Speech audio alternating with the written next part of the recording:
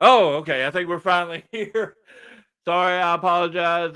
Having a little bit of internet issues, but ladies and gentlemen, welcome to the fourth episode of For Shoots and Giggles. It's kind of a reboot of a series that I did a few years back, but this time I'm doing a little different. These are live interviews.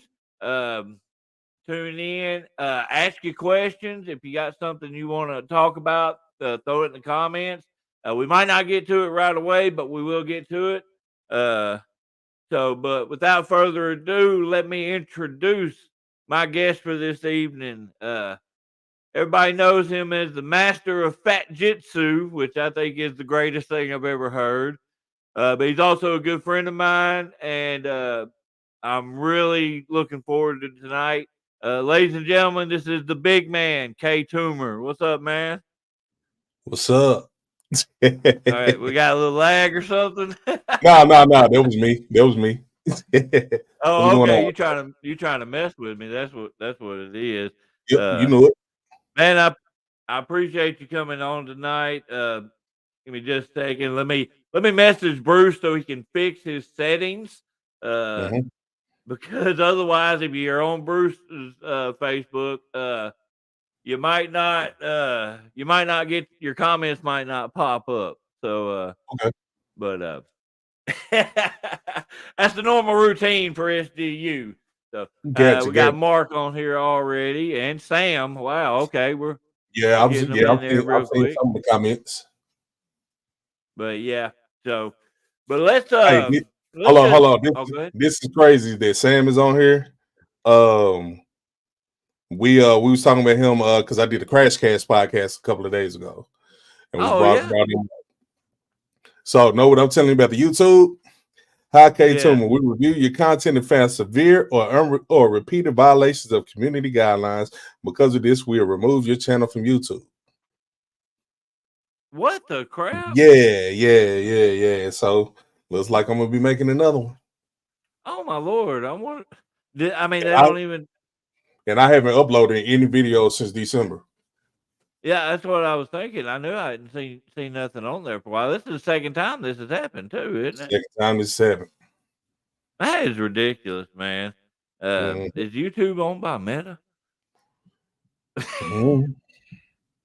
Oh well, Sam was like, you're just too cool for YouTube. So, Man, but always got to tune in and watch my greatest fans. I mean, some of my favorite people in wrestling. hey, I'll take it. uh, I'll take it. I told everybody if you're friends with Mark, your stuff's gonna get shared like crazy. That dude is a super fan, loves wrestling in general. I noticed he shares a lot around the Arkansas, Tennessee areas. Mark's a great guy, so I really appreciate you, Mark. Seriously, thirsty. But all right, so let's dive on into this. So when it comes to wrestling wise, what let's before we get into your actual wrestling, what made you a fan of wrestling in general? Man, how crazy can we get with the language on here? Oh, it's a shoot, man. It's whatever you All right, gotta say. all right, man. So, coming up, I had a fucked up childhood, man. I was adopted, raised by a bunch of people who didn't want me, all that type of shit. But it was like my grandpa, he was the only one that like really. I'm not gonna say he was the only one who really took me in because he still treated me like shit. But he was the one that was like, hey, this is why this is going on, and like gave me a lot of information that I probably shouldn't have known at an early age. And but back then when I was living with him, he was an old war vet, and all of that. He had a buddy who I guess was still living. He was like met a woman in Japan and was still married. Yeah, married and was still living over there, but they were still pen pals, and they were sending letters and care packages and stuff like that back and forth to each other. So, in some of those boxes that they were sending from Japan was like old Tosaku stuff, like original Power Rangers, Kamen Rider stuff, Ultraman, Godzilla, but he would also send wrestling tapes over too. Now, me as a kid back then, I'm like maybe going kindergarten, going into the first grade, and all of this stuff. As a kid back then, like my comprehension level, it was what it was, where I could understand stuff and recognize stuff. But as a kid, you're not putting stuff together like you would as an adult. Yeah. So back then, one of my favorite tapes that we watched from back then was Ultraman.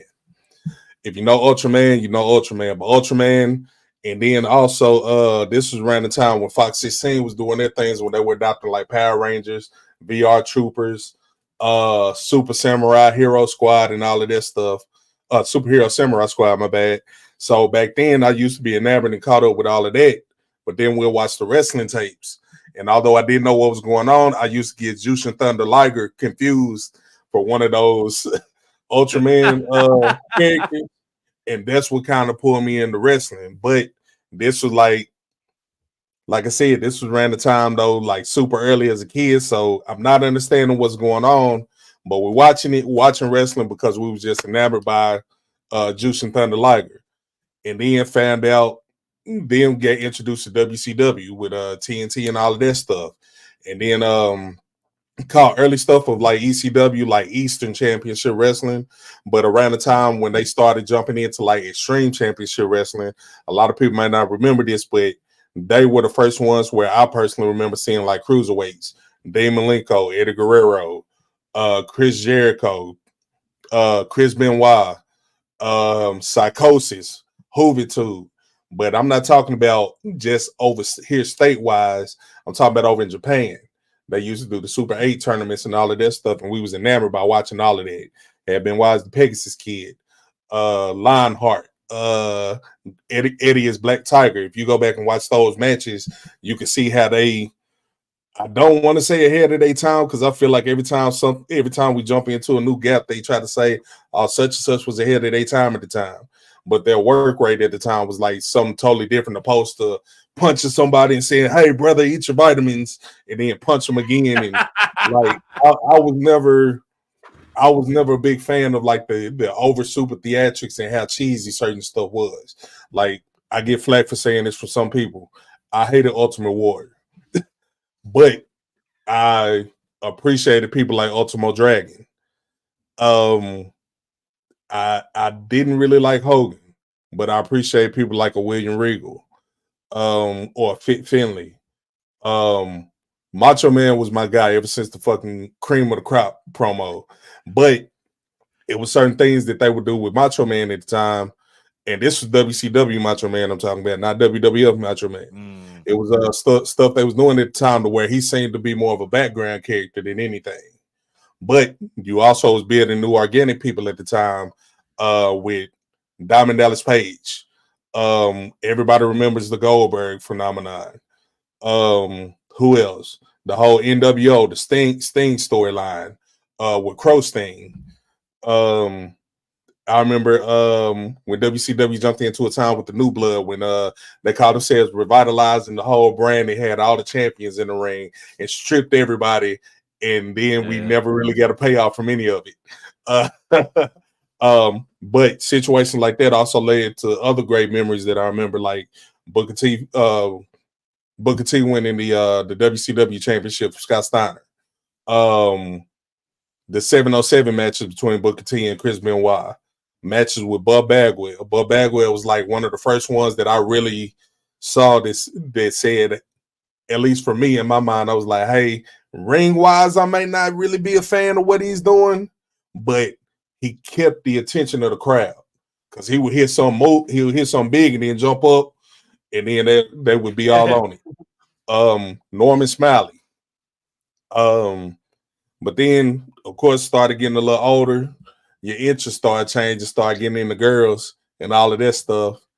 And then when that happens, you kind of slide away from the cartoon image and the stuff, and you want something a little more realistic, which brought me over to the Attitude Era with what WWF was doing with, I guess most people say the Attitude Era started about 97 to maybe 98, 99, maybe 2000. Like, but I look at it before then, because I consider the Attitude Era starting with Goldust, with Ahmed Johnson, with them starting and bringing Farouk over with as a Spartan gimmick, and then them finally taking that ugly helmet off and letting him transform into what we know now as Farouk. For me, that's when the Attitude Era started. But you also have different situations like ECW. I was a big Taz mark. The reason why is because back then our reception was so trash. We would watch ECW and we literally thought Taz was black. um, for real. But but it's like, man, it's a lot of stuff, man. They get that it wasn't just the in ring product stuff. It was like the whole larger than life persona, and then the fact that somebody could walk out. It's almost like the Michael Jackson stuff when Michael Jackson had people fading at the Super Bowl. You walk out, look at the crowd, and get their reaction from them, and don't have to say nothing. Like this, for me now, I feel like that's what might have pulled me in a whole lot more than the in ring action. It's the over the top personalities. Everybody loved the Hogans. I personally didn't, but you can't deny Hogan's mark on the industry, whether he's a racist or not. Um, but you can't deny what Austin did. But also on top of that, you can't deny somebody like a Triple H. How I talk about ECW and Taz. You can't deny you can't deny what somebody like a Shane Douglas has done. Somebody like Chris Candido. Somebody like a Bam Bam Bigelow. Somebody like a Rob Van Dam, Jerry Lynn, Tajiri, um, Super Crazy. Like it's I don't know, man. It was just so many different aspects to where I didn't just say, "Oh, this is how my Bible Belt wrestling needs to be." I was pulled in different areas by all different styles, pretty much. I can definitely tell that too with your own style, but we'll get into that more a little Mhm. bit later. So, before you finally made your way into the wrestling business, I know from our conversations and whatnot, you were heavy into the music business. You Yep. want to go into a little bit on Mhm. your adventures in that?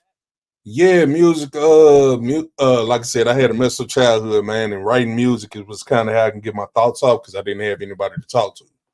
So, and some stuff growing up until till you get to the point where you realize that as a man, it's okay to have feelings. You didn't really talk and express what you was dealing with to too many people. But so I would use music to write stuff out. Music, poetry, all of that stuff. Then got to a point to where um we used to rob people and ended up stealing some studio equipment and taught myself how to record and recorded a trash mixtape and performed a couple of shows, and then all of a sudden I'm being brought into a group and being taught how to do everything properly and learning how to do paperwork, copywriting, licensing, syncing, setting up placements, all of that type of stuff. So I had been doing that for years. The only thing I hate about it, as much as I love the creative process of music, the business aspect of it will ruin it for anybody. It's a blessing and a curse at the same time. I feel like it's a curse because you can get lost in the shuffle with a lot of business stuff, and then ultimately, as the artist that's performing the songs and the music, you're the last person to get any kind of return on investment for anything. And what you're doing ain't really up to you because, say, if you're signed to a label, you got to do what the label or the promoter wants you to do, and sometimes it ain't worth it. But on the reverse end of it, I'm glad I learned the music business because there's a lot of parallels in the wrestling business from compared to the music industry. And it also taught me how to weed out and how to properly address bullshit whenever it's brought up. Well, and that's what me. We've talked a lot about it and stuff like that. I always felt like that's why you um, evolved it, or what's the word I'm looking for? That's why you when you came into wrestling, that's why you oh my lord, I can't even think straight right now. So, Uh, that's why you moved into it at a little bit different pace than a lot of people do. I mean, mhm. when you first started out, I saw, business wise, mind wise, you were already light years ahead of a lot of guys that had been doing it for years. So, if that makes sense, I don't know why I can't even think of the word I was looking for, but I did not get enough sleep last night. I guess I don't know, Man, but I'm right there with you. so Mhm. in the beginning, then to once you switched from the music, which I don't guess you ever really fully switched, but you know what I mean, where you moved away from doing more of the music. What was your motivator to finally pursue wrestling as an option? Man, I went through a real crazy situation. And I know this finna sound corny and cheesy. I went through a real bad breakup. Um, was with this chick, was engaged. Long story short, things didn't work out, and it turned into one of the situations where, and I know this finna sound cheesy and corny as hell, but it turned into a situation where like it's like I literally lost myself. And like I was in a stupor, I was in like a crazy depression and trying to jump back into music, like it just it wasn't there for me no more. I can still do it, I can still write songs, I can still write features, but it's almost like, all right, the wrestling business is big on passion. It's like I lost my passion for it because I lost everything with this situation, and losing that relationship, like it left me homeless. I had to bounce back working 2, 3, 4 jobs at a time to get back on my feet. Like it was, I just lost who I was pretty much. So luckily, I hopped on Facebook and was in the back and forth with somebody and saw him in the rest. Clicked on his profile picture, like, man, who the hell this dude think he is? Dude standing in the ring holding the title belt. I messaged him and was like, hey man, it's like you in Little Rock, what's up? You wrestle, you know where I can go get trained? He was like, man, I can't train you, but I can introduce you to some people. And then next thing you know, I'm pulling up and walking down the hill while y'all unloading the ring, and you looking at me like, who the hell is this big motherfucker? So I honestly, like, I always have a pretty garbage memory about things like that, but I do remember that very clearly. I'm just like, I turned there like somebody's walking up. I turn to look, and here's this big old son of a bitch with long ass hair, and I'm just like, shit, this dude's about to rob me. No. yeah. uh, but yeah, it's been a crazy ride, and I personally, I appreciate being able to be a part of this journey with you, man. But let's talk about your first match, your first official match. You know, Uh, my what first official, I hated it. Well, before we get into the match itself, before you actually made your debut and everything, Mhm. I know we did a little match, for a birthday show, and then Mhm. did we do the bar show deal before your first actual match? I can't remember. No, that was after. I want you talking about rumors, right? I want to Yeah, say yeah, that was yeah, yeah. Okay, I couldn't remember. So, but your first pitch match. What were your emotions going into that? What was going through your mind when you were getting ready to actually make your debut? just trying to figure it out. Cause like with that match, not only that match, but the whole setup that we was setting up storyline wise, it was so many different moving parts and moving variables. So debuting, I'm like, all right, I need this to be right. Even though a lot of people, even though a lot of people in the crowd, like they totally didn't suspect it, because I think we did pretty good by hiding the fact that I was training. And with me Yeah, still working, yeah, with me still working as a cameraman ringside during the extra shows, I think we did good at hiding it. But just trying to make sure everything went right, which of course it didn't. But looking back on it in hindsight, it's like it don't matter no more because we're here now. yeah. But How many people can actually say though that they had a really good first match? I mean, that don't happen a whole lot. So man, man. But I mean, but it was what it was. I mean, it I don't want to say an ends to a means, but it was an ends to a means to finally get me in the ring, to start getting to a point where people are used to seeing me in the ring. And yeah, then when I was able to separate from that situation and kind of go my own course, it was, I want to say, a natural progression to where, because, and I know this finna sound cocky and conceited as hell, but I feel like I earned it. Because I was in that ring training as much as possible, trying to figure everything out, trying to expedite my training and everything. Because I was like, hey, I'm jumping into this kind of late. I ain't got time to just sit around and wait. And then on top of that, I was remember hearing stories of, and this ain't throwing nobody under the bus, hearing stories of people training for 10 years and not getting in the ring and actually progressing. People training for 2.5, 3 years, who was there when I showed up and they still couldn't throw a drop kick, or remember a simple spot. Um, Oh, I take offense to the spot thing because I'm dumb. uh, hey, well, I'm just picking. I ain't I been throwing you I'll off say there. this. I'm not gonna say no names, but I will say this. It was a particular tag team that was there who took offense to me, people like Drayshawn Prince, people like Will Blackwell, people like Grayson Beckett, because it seemed like we came in and they felt like all of the training was being focused on some of us, when in reality we were just taking the training more serious than they were, or what it seemed like. And I'm not saying they didn't take their training serious, they just wasn't progressing. Yeah. When I came in, these certain people was training for 2.5, 3 years, and like for whatever reason, it's like they still weren't getting it and it wasn't clicking. And a couple of them got mad because I was hitting somebody else up who I'm not gonna name anymore.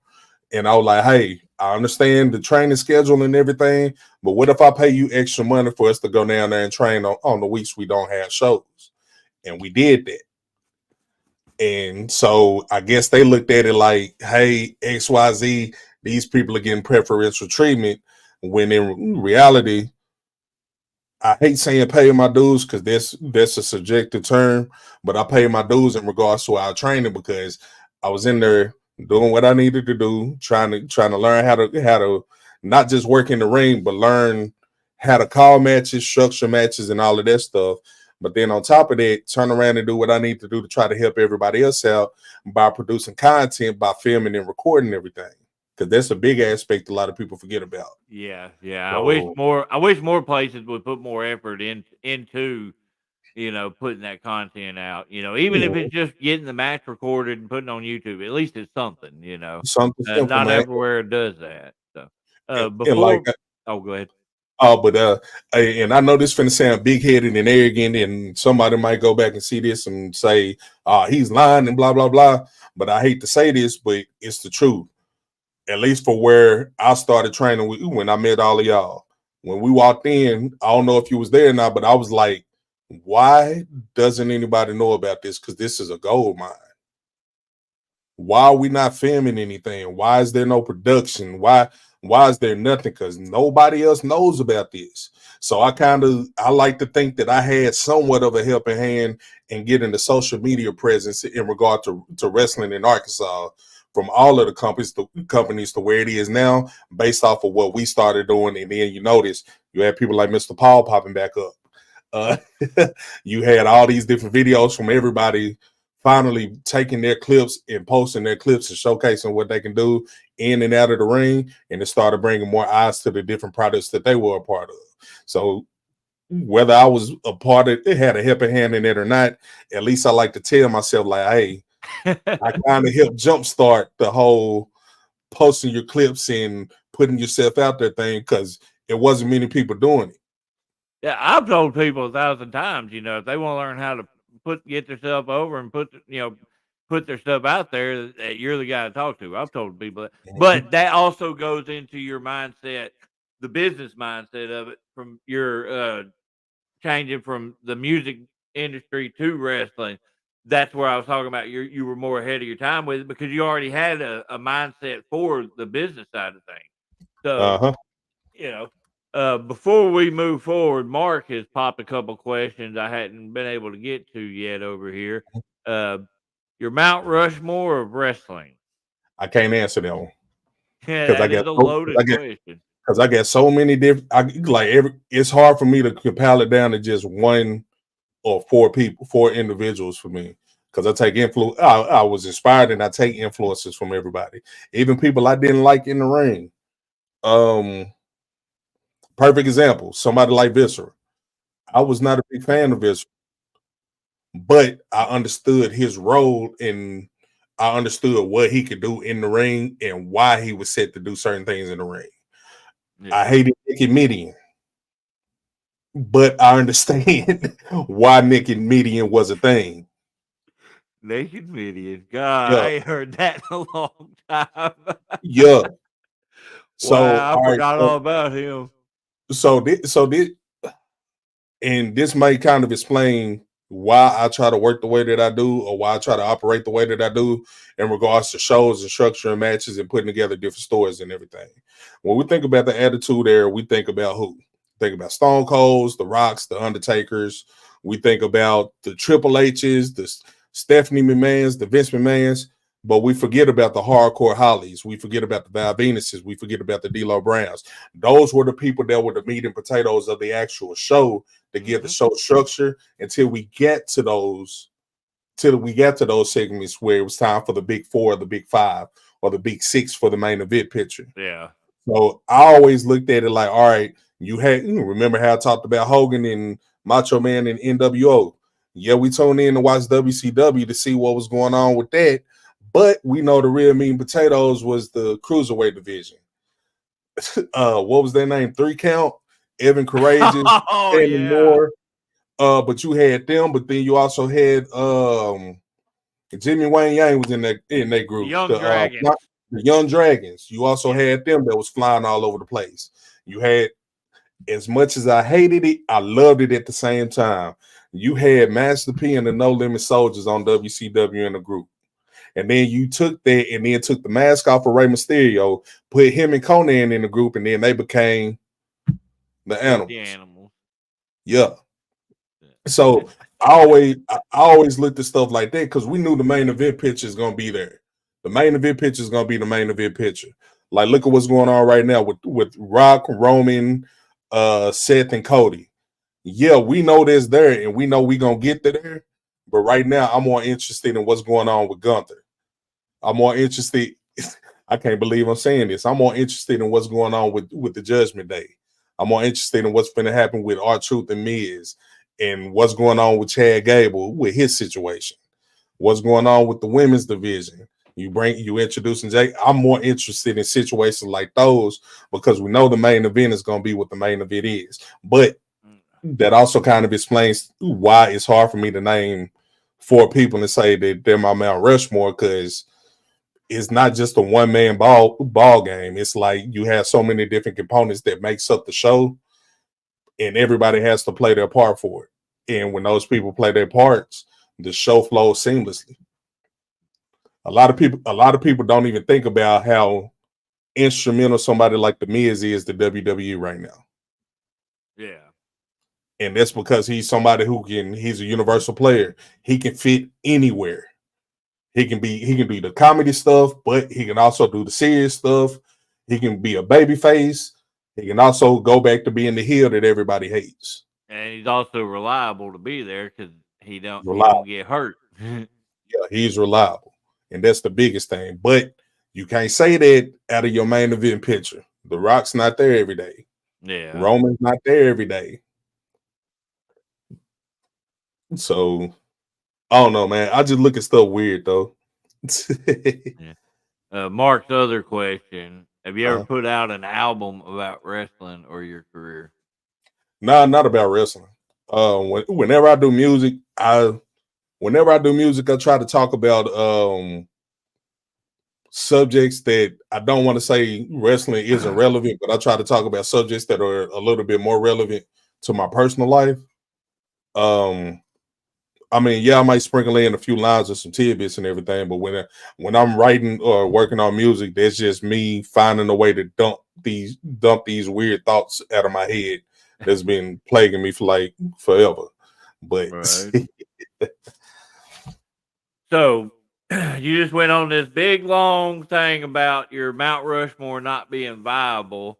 But how yep. about we go into this on the bigger stage spectrum, like your WWE, New Japan, WCW, and all like that. Mhm. Of the bigger names or whatever, who's your biggest influences on your career? Man, I would say, all right. So You know it because you done heard it. A lot of people call me African American Joe. It is what it is. But they're not realizing because they see the trunks and they see that, but they're not realizing that it's more so Kenta from Japan. Um, Four Pillars. Who else? You can throw some Taz in there because I love throwing suplexes. You throw some Bam Bam in there because I love moving and running around the ring when I can. Um, you take the Streak Undertaker. For me, that's the best version. Like that's my favorite version of Undertaker when he was doing the Streak, but around that 07 to 09 mark, where he really started mixing the bag up and going more into some like MMA type stuff, and when they was really touting the strikes and all of that stuff, like. Yeah. But then you look at somebody like a Kurt Angle, who we know could be easily the most dangerous person in anybody's locker room, but he can turn around and flip to comedy at the drop of a dime, but still be threatening with it. This man looked in the camera and said, "I want to have sex with Booker T's wife," and we believed it. like, like so, man, it's so many different influences, man. Sometimes I go out to Memphis for training and everything, and I'm real big on footwork. But I also reference William Regal's footwork. If you watch how Regal's footwork is when he goes into a lockup, or when somebody has him in like a top lock and how he spins out, footwork is everything. But you also need the flashiness of everything. So that's where I look to like your Ricochets, your Will Ospreys, your Ray Phoenixes, your Pentagons. I want to throw the Young Bucks in there, but the Young Bucks have been like a one-dimensional character for me for like the last 10 years. But you get your Kenny Omegas. You got people who we just know as universal greats, like your Brian Danielsons, your Claudios, your I know he getting some heat right now, but your Eddie Kingstons. I look at people like those as like influences. But like I said, man, going back to like the older stuff, Bam Bam Bigelow, Vader, Bad News Brown, uh, Dusty, gotta throw Dusty in there. Yeah, I just get so many different influences, man. It's like studying football. Like you take tidbits from some of everywhere and apply it to your own game.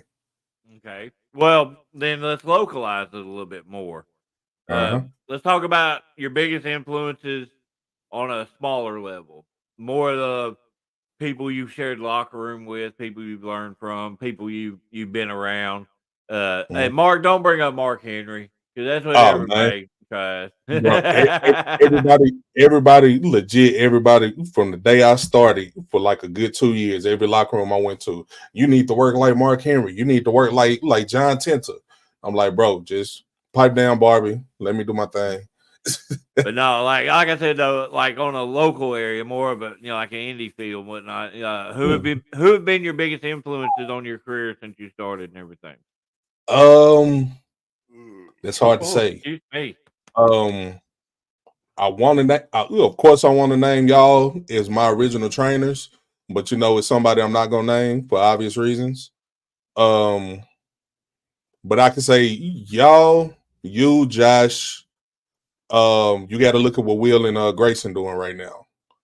If them literally going everywhere, you look at your Bucks, Buck Skinner. Um, who else? Yep. Well, who is? I mean, I'm talking about who, like a direct influence on you, on your movement, on you. Is what I Oh, mean. my movement. All right, Yeah. so like you mean like how I operate in the ring or how Yes. Yes. just That's what I'm everything? talking about. Yeah. Who has actually influenced you to better your career is what I should say. All right, so in this one of the homies, and I done mentioned the name a few times. I don't see how anybody can share a locker room with somebody like Will Blackwell and not be like, hey, I need to step my game up. Cause I mean, it ain't it is I feel like state wise, I mean, yeah, you got other people may, I guess, get more notoriety than certain people, but with him, you can't sit up and say, "Hey, I don't need to step my game on," when you watch how bro do his stuff in the ring, and bro, and not just him. I feel like Grayson don't get the credit he deserves for a lot of stuff because he can get in the ring and have a dope match with anybody. But Mm-hmm. we also been introduced over the past few years to people like a Xander Gold who can get in there and tear it up with anybody. This man would literally monkey swing from the rafters of a building and hit you with an elbow drop. Um, and then you look at somebody like a Josh Cross. Universally, Josh can get in there and have a dope match with anybody. At last minute notice, he can get in there and have a dope match and fit anybody's style and do whatever it is that you need to do. And Josh is a bigger guy in his own right. Yeah. Um, He used to do all that stuff when he was skinny, and then he got fat and forgot he was fat. So pretty much. So, I look at stuff like that, but like, man, we all sit up and do it. I don't care what nobody say.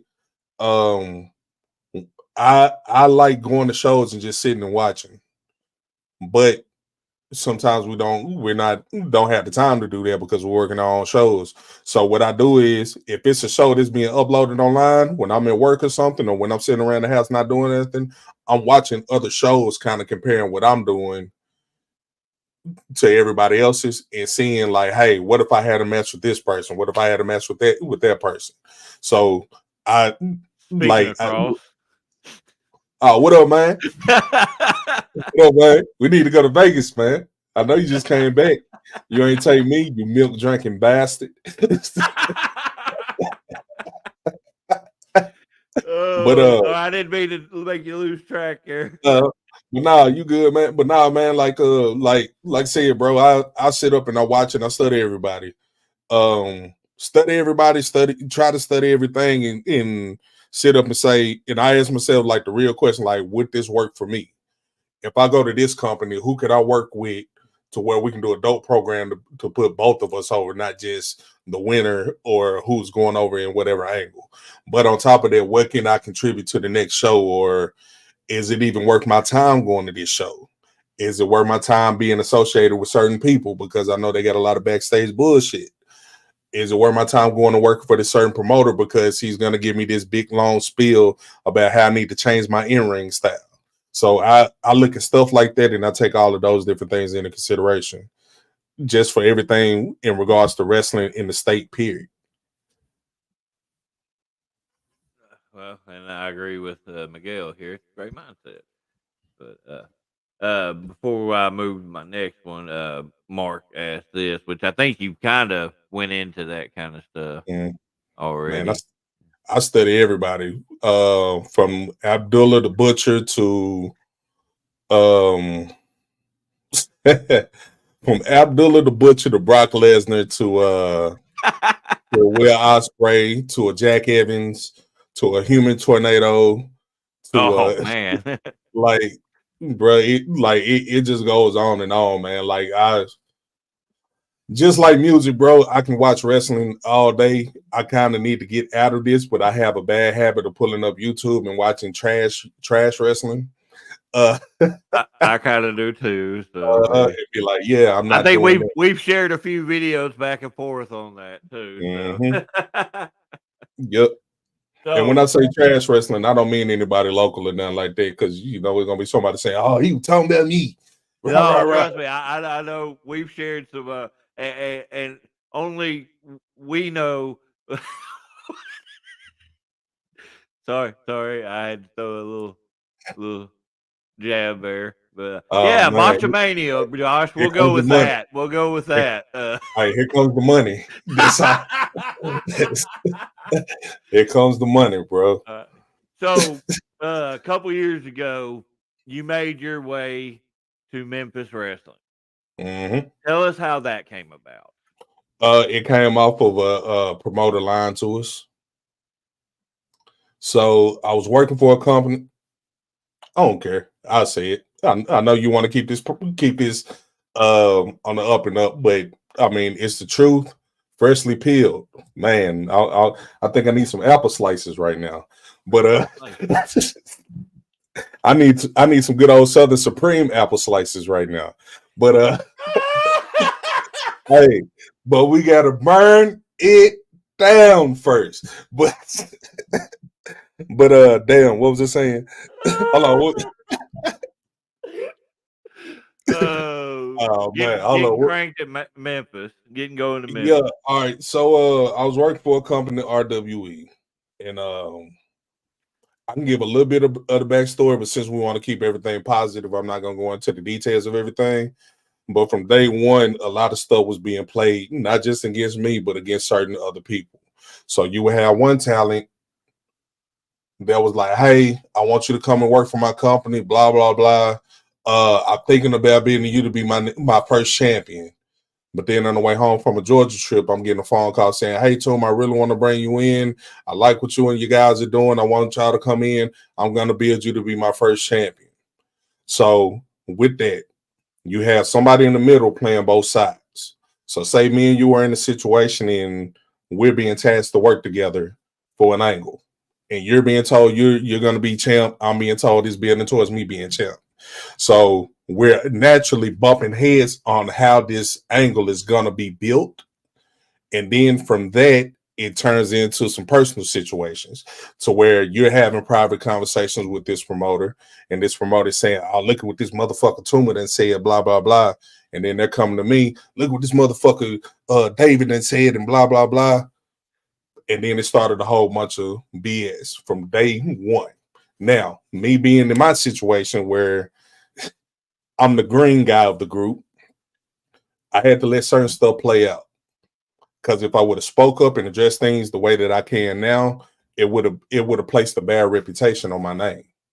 Which, in some aspects, the bad reputation did still pop up. But I was able to have those conversations with the people that I need to have those conversations with and get water under the bridge now. And now you see how we're all working together now.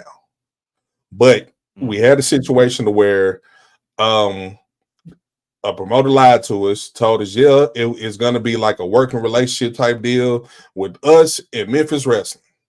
And then Dustin came in, met me and Austin Lane, talked to him about a few things, and he came to me, was like, "Hey man, I was told to come and watch you and go out do my match, come to the back, they're gone." Later on I asked about it, and it was like, "Yeah, it's gonna be a working relationship. Uh some of you guys might be going out there, blah, blah, blah." Basically, it was the picture was painted like we're all gonna be working together. So me being me, I'm like, "Hey, if I'm one of the guys that's working for this company, I'm not gonna say I'm one of the top guys. If I'm one of the guys working for this company and they came out here to show love and kind of scout us, let me kind of return the favor and go out there on my own dime and just kind of hang out, meet some people, check out their show, check out their product, but also, which I don't even think I ever told you about this, when all this stuff at RWE was going on, I was contemplating quitting and leaving all this shit alone because I'm seeing how we getting cool with people and relationships are being broken over nothing. The constant revolving door of BS between certain people.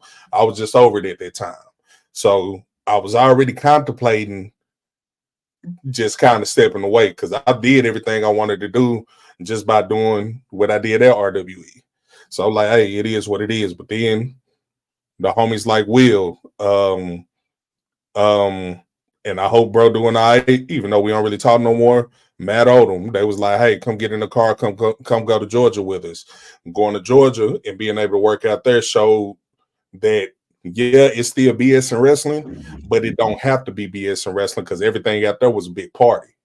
So coming back home with later on, if we talk about the wine mixers, that's how the wine mixers got started. But but going to Memphis, man, I was on the verge of quitting. I was about to leave everything alone. I got tired of the politics, tired of the back and forth. I was legit being placed in situations to where I was this close to having to legit shoot on somebody and mess people up because they were one coming to the ring high, coming to the ring under false pretense, coming to the ring all types of messed up from a false narrative that was being presented by me on me. Me and Bruce talk about this all the time. We talked about this maybe 1,000 times, like it's brand new. Um, I'm telling Bruce I was hard to work with. Didn't want to listen, trying to steal people, unsafe. And me and Bruce went out there, didn't call nothing, and had a great match. And came to the back like, "Hey, everything good? Yeah, everything was great." And from then, me and Bruce been cool. So, and that's not just with him; that was with other people. But going into Memphis, getting into Memphis, I literally just bought a ticket, sat front row, and just sat and watched the show. Somebody was like, "Hey, who the hell is that big ass dude out there? Because he's bigger than everybody in the crowd." Simon. So then a couple people who knew me through the grapevine came up to me, Toomer, what you doing here? You working? Like, nah, I just came to show love. Well, you need to work here. Hey, Dustin, come here. Talk. He was like, yeah, I think I remember you, but I wasn't able to stick around. But are you coming to the next show? I'm like, I can. Well, yeah, come on to the next show. I might have some time to talk to you next time. Cool. Next show roll around, buy another ticket, go sit front row in the crowd, watch the show, kind of hang out. We were talking. Now, I did not go to Memphis to get a job. I just went to Memphis to show support because this was under the pretense that it was going to be a working relationship. At least what was told to me. I don't know what was told to anybody else. I just know what was told to me. Me and Dustin get to talking. Me and a couple other people get to talking, and it's one of the situations where you just got to call your own shot. So I told him, like, hey, man, since we're here talking, I'll be stupid not to say that if you need me, I'm here. I understand you already got a lot of stuff going already, but if you need a body, I'm here. Cool. Talk with Austin Lane. We'll figure something out for you. So went through like a 2-week process of figuring stuff out, trying to figure out a way to introduce me, all of this stuff.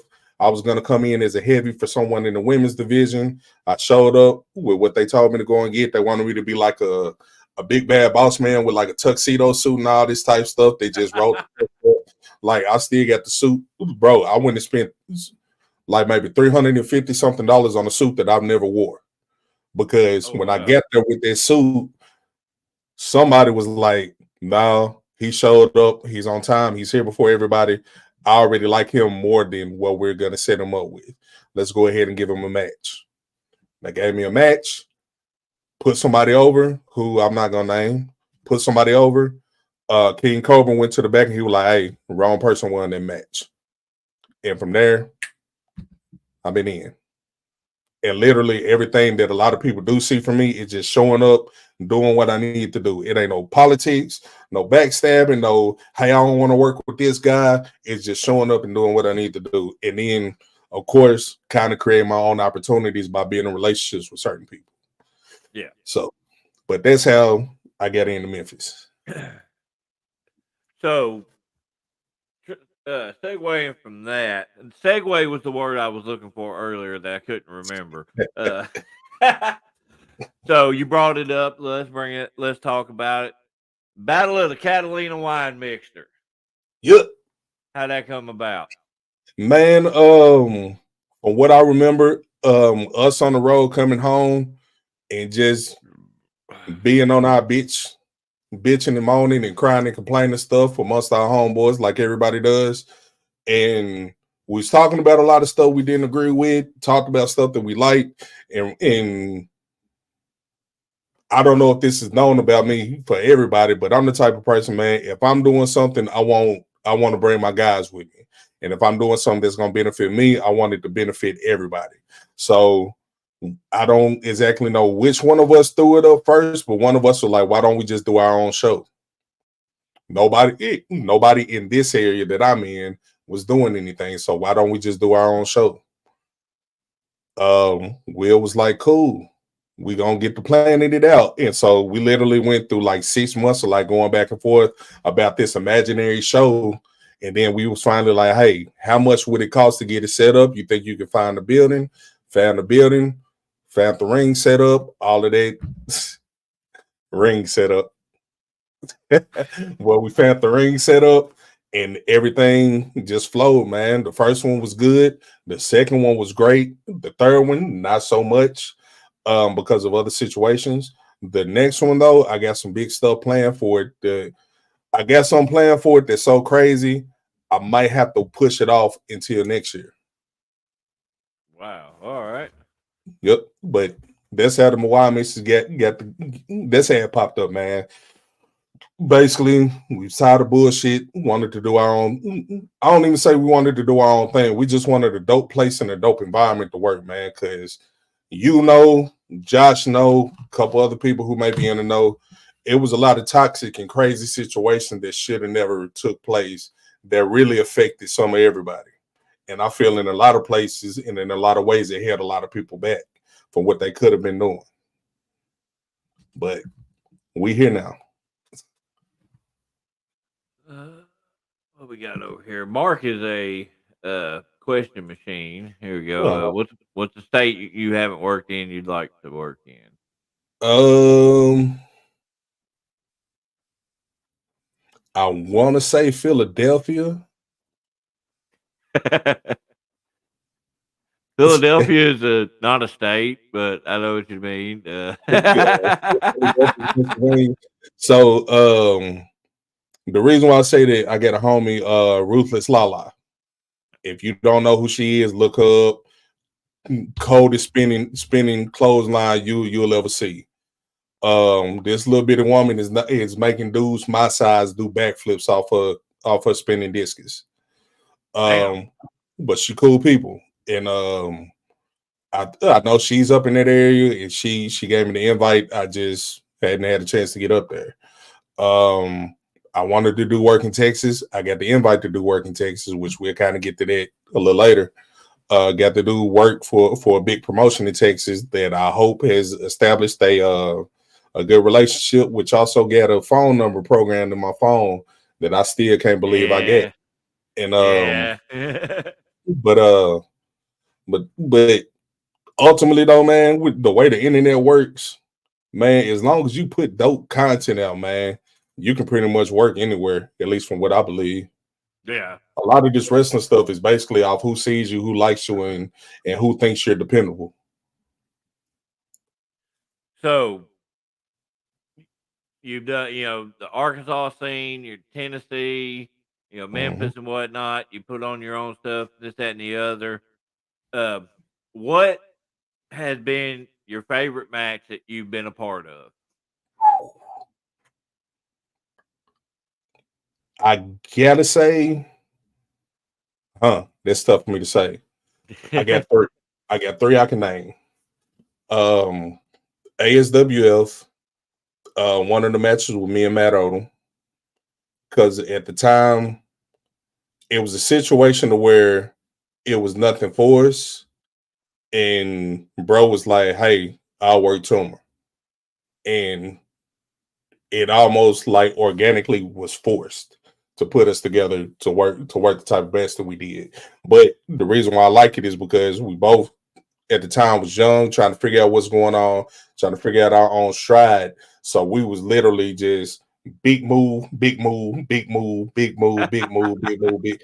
But it worked. Um, I gotta throw my match with Rhino in there Yeah. because that match was never supposed to happen. But it did. And then I got to throw the match after that with Max Kruger, Cruel in there, because that's for I feel like that's the match that really made me say, all right, this is how we piece it together.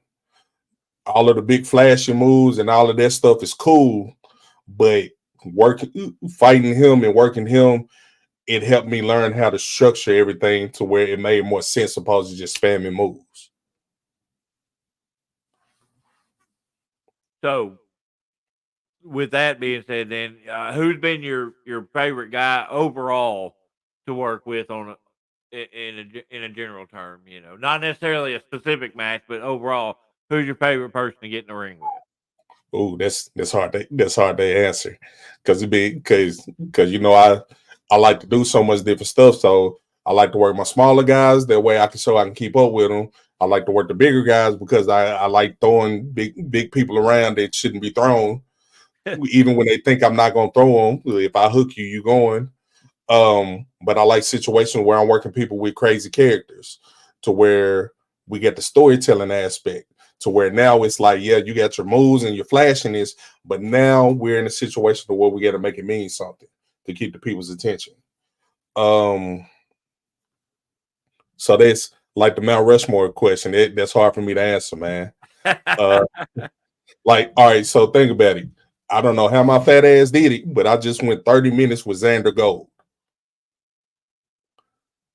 Yeah. And it And wasn't a that's the whole match. lot of rest spots in there. I mean, there was a couple, Hmm. but y'all were So, going. 'Cause I watched the whole thing. I was there for that, and y'all went the whole time.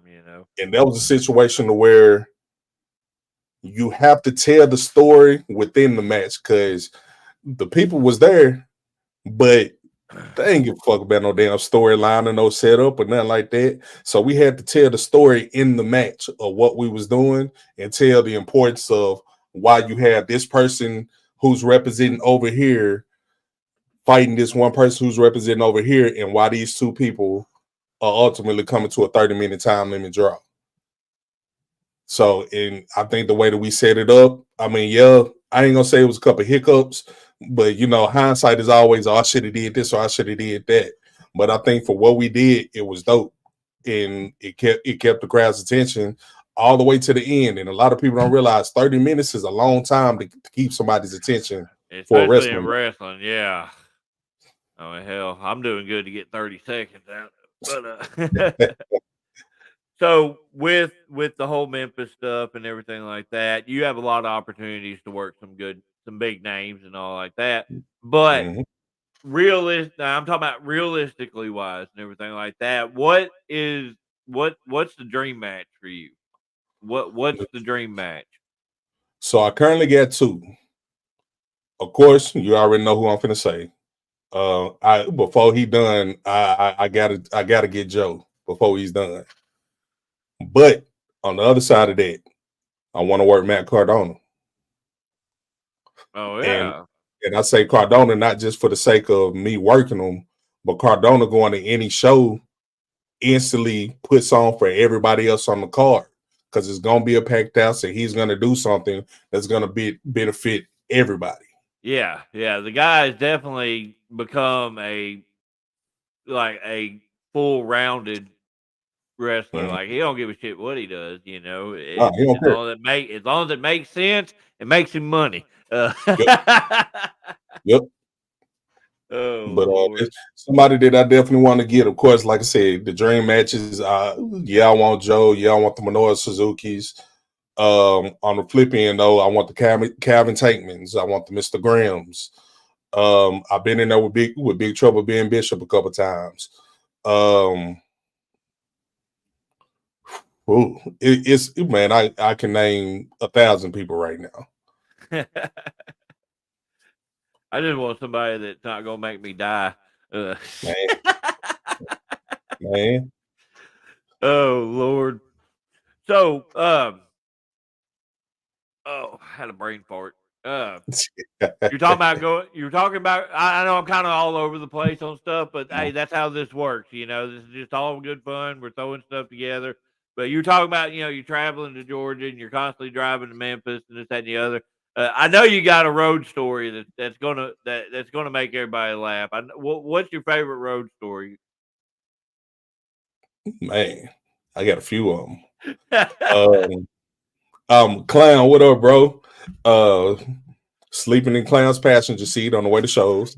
Uh, it was one time, man. We was headed to Georgia. We was either going to Georgia or coming back. I can't remember. It was me, Will, and Matt Odom. Matt was driving. Will was in the back seat. Of course, my fat ass was in the front seat. And we pulled up to a Taco Bell. I don't know what the hell we was talking about, but somebody went to order, and I just yelled out, "Timmy!" And the people on the inside started laughing. Um, Oh Lord. of course, watching Shark Boy get peed on. Wait, what? Wait, what? Yeah, we worked the match with Shark Boy in Georgia, and somebody was so drunk they started peeing and talking to Shark Boy and turned literally like it started peeing on Shark Boy. Um, yeah, um, What the hell? yeah. Of course, the AEW trip, man, getting to actually talk to some of these people that we're naming. talking to MJF, talking to Joe, talking to Jerry Lynn, talking to Jeff Jarrett, talking to Will Hobbs, talking to Swerve. They legit told us when we got there, walk around and talk to everybody and introduce yourself to everybody. Me and one other person did that. And of course, we was the only ones who ended up getting selected for promo picks and the trade information and get set up with their app for communication and everything. We were the only ones out of about 14 of us. So Wow. situations like those, man. I mean, I can look back on when I'm 16 and be like, hey, I actually was able to do that. Hey, we couldn't take pictures backstage, but it just was what it was. They wouldn't let you take pictures. No, they didn't want us spoiling or putting anything out. And then the time that I was Gotcha. up there, this was when they were filming the Super Bowl with New Japan Pro Wrestling. Oh, okay. And I think the way that they filmed it, it wasn't supposed to air for another couple of weeks, so they didn't want any footage So of anything. it's kind of like when I tell Fred, don't post Memphis pictures until after the show airs. So Exactly, exactly. But because like if he would have, he would have spoiled a big event for you. somebody did, Wait, what? yeah, somebody did. Luckily, we caught it. They posted some pictures, and the pictures was up for maybe 8 minutes. And I messaged them like, Oh, "Hey, could you take them down?" And they agreed and apologized. But yeah, luckily this was like at midnight, so hopefully not too many people saw it. But yeah, I didn't hear. That's why I told Fred, when it comes to Memphis, 'cause Fred loves taking pictures everywhere he goes. uh You're gonna get to see, if Fred's at a show, you're gonna get a photo album of about 100 pictures, you know. And that's why I told her, I was like, before you post them, you check with somebody, make sure we don't want to give shit away, because that would have been a big deal to give man, away that Toomer is the Memphis Heritage Champion. yeah, that would have Go. been a big.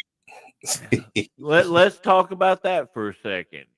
hmm Memphis Heritage Champion, man. How's that feel to know that you're placed as the top guy in Memphis right now?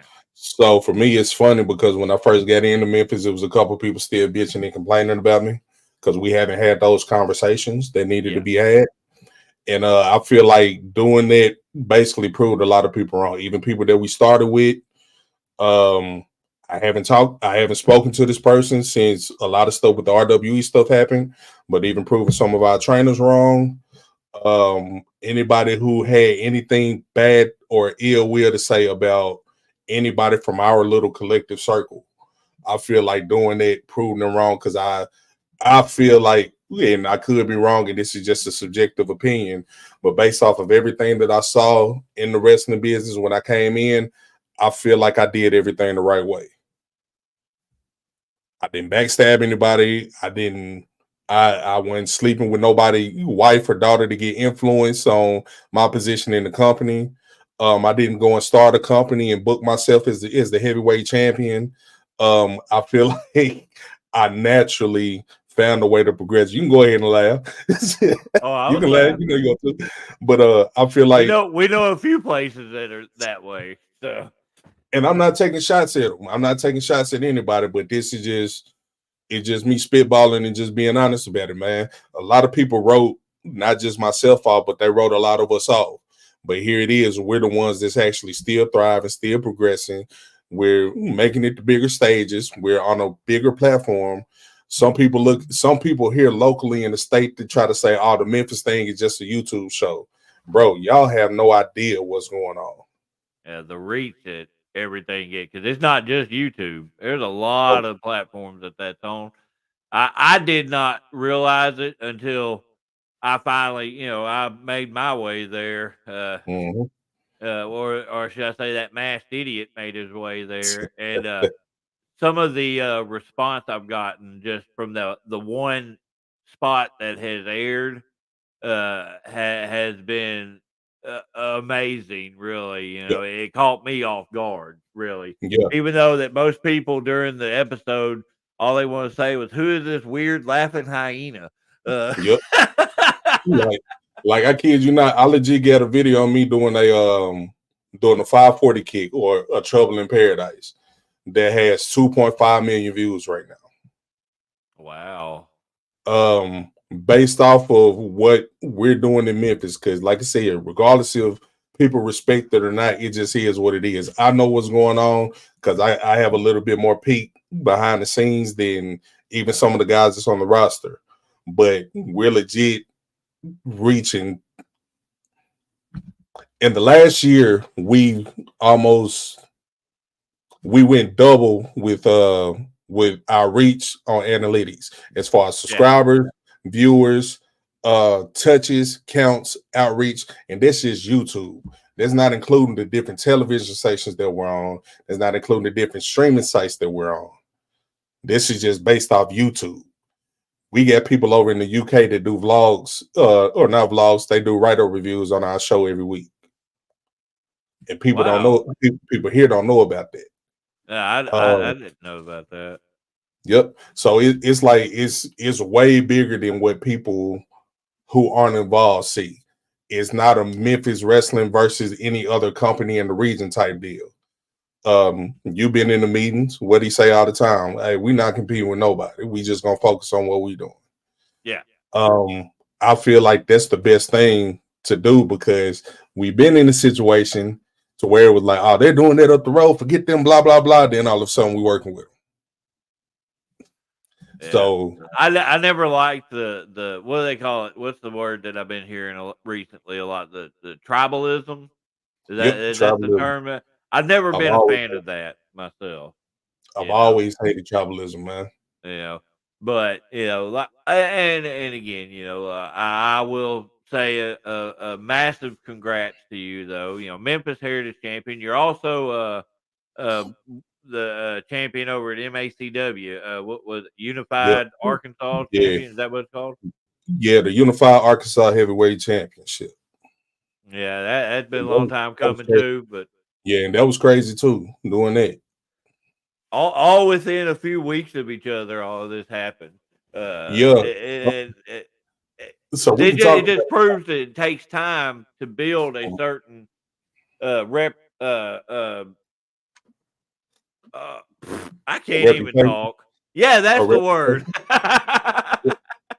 So, like I said, man, for me, the whole reputation thing is weird, bro. Because like some of the same people that are booking me in these situations, or some of the same people that are like, "Hey, yeah, this the guy who got it," and blah blah blah, are some of the same people who was turning their nose up at us when they first met us. These are some of the same people who like, "Oh, he shouldn't be working like that. I'm not booking him on my show." But now look at where we're at. You ain't gotta like me. I don't I don't care if somebody don't like me. I don't care if somebody don't book me. I legit get heat from a so-called Hall of Famer from WWE because when they ask me if I don't book you, what you gonna do? Shit, I'm gonna go up the road to another company that will book me. So it's like I don't know, man. It's just trying to keep my idea of what I want to do moving. Trying to keep everything moving in the right direction and not letting the negative aspect of the business fall in. Um, like I said, man, some of the bookings and how a lot of stuff played out is all organic. Is nobody holding my hand? Is nobody saying, "Hey, this is my guy"? Is nobody really vouching for me? It's just me showing up, doing what I need to do, finding a weird way to connect with the crowd, and they're and doing it in a way to where it's undeniable, to where they have to acknowledge and recognize that. So, and I know you hadn't been doing this, like a super long time. I mean, what, 5 years? I met y'all in 2018. Okay, so yeah. So yeah, you still been close to that, but Mm-hmm. do you feel like you've had your what I've always termed as a defining moment? Have you do you feel like you've had that moment yet? Yep. When I get the phone call and said, "Hey man, Booker T asked for you to come to his promotion directly. He asked for you by name." That I was hoping you'd say that. And Booker then T called mm, you wanting you by name. Let's talk hold about on. that experience. So we was on We was on the way to a show in Mississippi, and I get a call from Mike Anthony. Me and him hate each other. So why he calling me, I don't know. He said, "Hey, fat ass, you, you seen it?" And I'm like, "What?" And then he said, "I'm gonna get out the phone with you because I hate talking to you, but I'm gonna text you." I'm kayfabing. Then he sends me this picture. Do I still have it? Hold up, let me. I should have pulled it up when I because I knew we was gonna be on it. So then he sends me this picture, and I'm like, "Huh? What the hell?" And then I call him back, and he was like, "Yeah, you see it." He hung up on me. They booked me before they even talked to me. I did not know what was going on. And then I get a text message maybe an hour later said, "Hey, call me. Dot dot dot Booker T." And I'm like, man, quit playing on my goddamn phone. And then the curiosity started sinking in 5, 10 minutes later. And then I walk around to the boys in the locker room like, "Hey man, yeah, I think I'm step outside and I got to make this phone call." Step outside, make the phone call. Lo and behold, answer the phone. "Hey man, I was waiting on you all day. What took you so long to call me?" Chopped it up. "Hey man, I want you to come out. Blah blah blah. Do your shit. It's a reason I'm bringing you out. This is not a one-off type deal. Be ready." And the rest was history. Well, yeah, because I know it was announced on their Facebook page that Memphis was doing a partnership with Reality Wrestling, and Mm-hmm. that's the thing. Yep. What people don't realize that with Memphis, is not just like the views and the stuff and the TV and whatnot. It's the opportunities that it opens up. You Mm-hmm. can speak from very personal experience. Getting to work Yeah. for Booker T. You were in that ring with one of the guys that's like being talked about all over it, that Zilla Fatu, you Yeah. know. Zilla is dope, man. Being able to get in the ring with somebody like and mind you, when I was in the ring, we did a battle royal, man. They could have put me anywhere in the battle royal, but they put me in the battle royal with their top people. You got your Will All Days. You got your Mace, fresh from the WWE. You got Zilla. Um, I forget the guy's name I eliminated. I can't believe I forgot him. But I'm in the ring. I'm in the ring with people like that. I'm in the ring with people like Maven, um, Boogeyman. I'm in the ring with people like that. And when I hit the ring and I start doing my stuff, because man, so I started adopting doing this thing to where when I go to shows and people haven't seen me work, I walk around like I can't do nothing. I sit down, I move all extra slow, I get up like my back hurting. Then when I hit the ring and I'm 90 miles to an hour, I come to the back and they're like, "Bro, what the fuck was that?" It just is what it is, bro. When they say don't headbutt a Samoan, they mean that because I punched that man in the head a few times and my hand was hurting for 2 weeks. But Zilla is dope people, man. Being able to talk to him for him to come to me and be like, "Hey, bro, I know who you are. Jacob knows who you are. You know what I'm talking about." Yeah, He was like, "Man, I like watching your shit because you remind me of my pops." For somebody like him to come to me and say some shit like that, dude, like, that's yeah, that's awesome, crazy. man.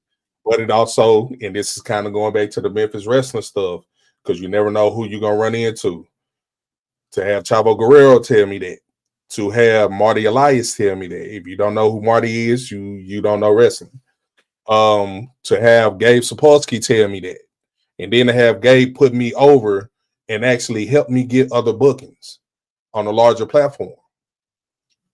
Like it's much more than just saying, "Oh, I'm in the ring doing this, that, and the third." Like, bro, when they say it's a network, business is about networking. That's what it is. It's about networking.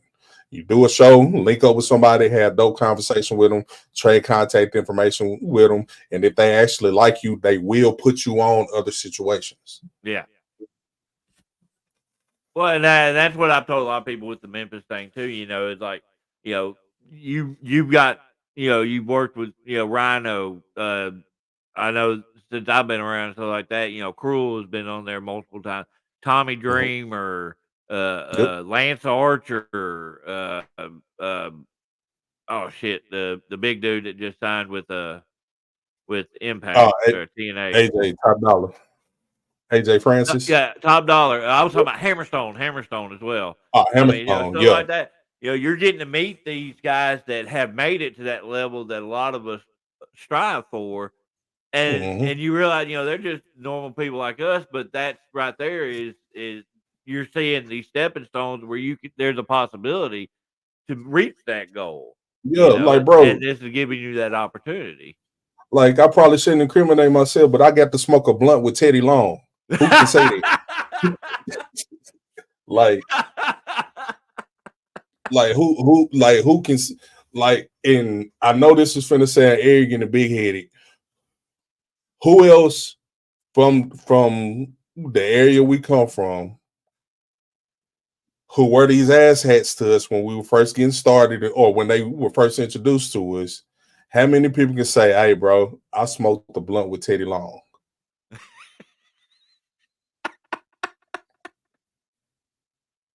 And I don't even smoke like that. Oh Lord, yeah, But we I just don't out, either, but I think I might but be like, I we was just guess. outside talk, we was just outside talking, and he was like, yeah, man, but you gotta, it's Teddy Long. What you gonna do? Hey, man, give me that shit. But it's like, man, I don't know, man. It's a big networking thing, man. I feel like I'm blessed to be in some of the situations or positions that I'm in. Um, it's one of them deals to where I'm kind of somewhere proving, not just to myself, but to other people, you can't you can't be afraid to bet on yourself, and you can't be afraid to just be a genuinely good person to other people. Like I didn't get friendships and relationships with people that I never would have met if I would have never got through if I would have never met them through wrestling. And Yeah, I can say I'm whether one of those. yeah, and whether some people because we know it's a lot of people, a lot of us that are cool. We have interchanging relationships with people who we may know through the grapevine now because those people may not be cool anymore.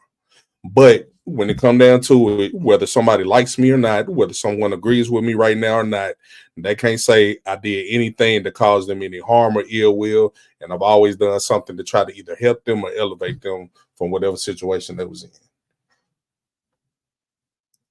So I know you're not anywhere near the end of your run, but if right now, if you could plan your retirement match, your last match, and usually, it's I got some of the older guys on here, so that's why this question is Mm, involved. But get I mean, if you were about to have your last match, who would it be with? you. Shoot, I honestly don't know. Yeah, it's a loaded question. It really is. It, I honestly don't know because all right, so when I went up to AEW, I got to have a look. All right, so this is kind of going back to some older stuff, some RWE stuff, and I'm not gonna go into the situation, but some people may remember this. I had two people sending in promos for a championship match that ended up in like bullshit.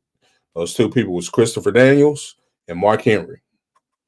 When I got up there, they both remembered me, and that was some shit from 2020. They both remember me. I got to have a conversation with Mark Henry. And he told me some shit that we was preached in the music business, but nobody ever did it.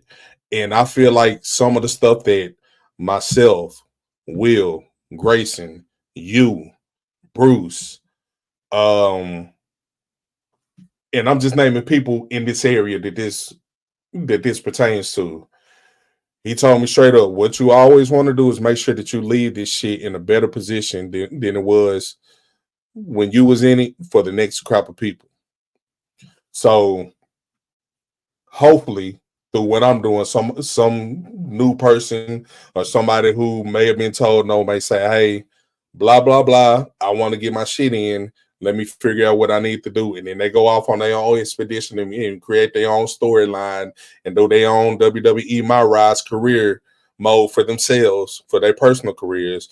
And then we all find a way to circle up to where when it's time for me to leave, I can put somebody over and Not saying make somebody like I'm a name, because I'm not a big name. I'm just a fat dude who who work in Memphis. But say if who is somebody that's brand new that you know of, like they might have just started working. Uh, we got several young guys that me and Bruce have worked with. Like Mhm. Logan Light and uh, all that young group of guys. All right, all right. So I'm gonna use Bruce Kidd as an example. Yeah, Say say Logan Maverick does his thing right, and it comes to a situation where I know I'm done. I'm winding down. I done already made the big retirement announcement and everything. In some kind of way, it falls into where he's my last match. I want to try to keep it traditional to where I go out looking at the lights, but he puts me down. He just beat me, ended my career, and by beating me, he beat everybody that I beat. I feel like that would help legitimize him, yeah. opposed No, to I saying, I completely agree. "Oh, this is my retirement match. I'm going down on top, brother," and then it's all about me. It's not doing anything to let. All right, I'll go ahead and bring this up. Remember, I was telling you and Bruce about my idea for having one of these championships, to where I'll go to another company and I challenge their champion. Yeah. And it's not for the sake of just getting in there and saying, "Oh, I'm the better champion." It's setting up multiple variables for that champion or whoever that is in that situation to go on and work somebody else that we're elevating in that situation. Because I can challenge such and such. Say if I go to SCW and I challenge Will Blackwell for his heavyweight championship, and I put my title on the line. That way, he has something of equal importance to gain, whether he cares about it or not. Me and him go out there and have our match, go back and forth, showing your champion strengths and showing why each person is champion, and then boom, who hits the ring? Somebody that wants to fuck up the match because they're not the main attraction or they're not the center point of the show. By doing that alone, you instantly made two other people, or you instantly made another faction, or you instantly made somebody else. Now, who's to say if Will Blackwell or myself are heel at the time? Because obviously, if I'm coming in and I'm challenging this home promotion champion, I'm the heel in the situation. But what if it turned into a situation where the number one contender of that show finds somebody, they come in, they jump Will, causes the match to be thrown out, but then it turns into a situation where I'm pissed off because now you just took away the champion versus champion situation. So now I'm coming to Will's aid. Me and Will are teaming now.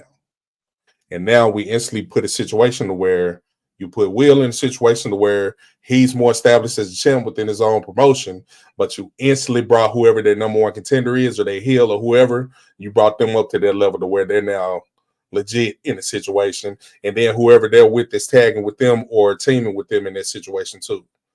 That way, when I'm gone, you still get that situation to where you now have a new person. Man, I tried explaining it to a couple of other people and they just did not understand it. And they let me know, hey, not to waste my time there. But that's just how I look at it, man. Like if somebody like a Rhino is gonna come in and say, hey man, beat me with my own move, I'm gonna put you over. If somebody like that could do that for me, why can't I do that for somebody else? That's well thought out. I really, and that's one thing I've always, I always knew you had a different mindset than a lot of guys when they come in. But let's talk. We're talking about people breaking into the business, Mhm. young guys coming in and stuff like that. What advice would you give to them if they come to you, KT, man? I want to start wrestling. I want to do this and the other. What advice would you give to them? Complete your training. And this ain't a shot at nobody. It's not a diss towards nobody. And what I'm about to say doesn't necessarily pertain to one area. complete your training. It's a lot of guys that are trained for 2 or 3 months and then automatically jump over to another company and say, "Oh, I'm fully trained in such and such." When not knowing, we can easily pick up the phone and call and say, "Hey, such and such telling me he trying to get booked on my show and you training. What's going on?" The reason why I say that is because it's a lot of people who can easily get hurt by doing this. And when I say hurt, I mean hurt in the wrong way. Yeah. With doing this, you got to have some kind of comprehension or understanding of what's going on a bigger scale, bigger than just getting my shit in and making myself look good. I personally feel in the ring, you only as good as whoever you're in the ring with. Yeah. Everybody don't understand that. If I'm a big guy and I like to move around the ring, but I'm working another big guy who doesn't move around the ring and who doesn't like to take bumps, our match is going to be shit. Do your training. Learn what you're doing. Learn your footing. Learn your placements. Learn your move set. Learn who you are not only as a talent, but learn who you are as a person as well. Get out of your feelings. Fuck the ego shit, because it's going to be somebody like a Dean Malenko that's going to walk up and be like, "I don't like the way you look. You ugly. You don't fit what I need." And that ain't a direct dig at you. You just don't fit what they need, but you're going to take it personal because you haven't figured out how to separate this shit. We've heard a lot of conversations. "Man, I know I'm better than such and such. Why won't they let me? Well, they won't let me do this because I'm." Maybe you That's just not don't that's fit. not what's needed. Yeah, maybe you just don't fit what's needed for that particular situation.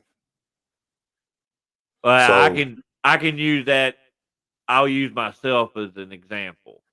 mhm, If I get in there with somebody that it is, a slower pace, character driven stuff, and then brawler wise, I can have a really good match. But you mhm, put me in there with somebody that's, super fast, flashy, spot guy, or whatever like that, it's not going to be the same because I can't work that. So does that make sense how I'm wording that? mhm. You know, uh, I can adjust to the most part, but I know where I fit into a card or whatnot. Yep. I know I'm not going to fit into the Mike Anthony versus Will All Day. I'm not going to fit Yeah. into that type of match. You Hey, know what I bro, mean on that? because we're gonna call Chinese arithmetic to play. Will is gonna say, "Yeah, when I take this step, I'm gonna do a 90-degree angle. Then it's X plus AB equals MC squared." Like, yeah, Oh, but I don't know, man. I don't know. I'm part dyslexic, get part ADHD. I'm fat. I just look at stuff differently, man. Hey, uh, bro, Clown said, "What up, bro?" Clown. Support foods here. oh Lord. So, before we decide to wrap this up, let us. What you got going on here coming up? What's the next few um, things you got going on?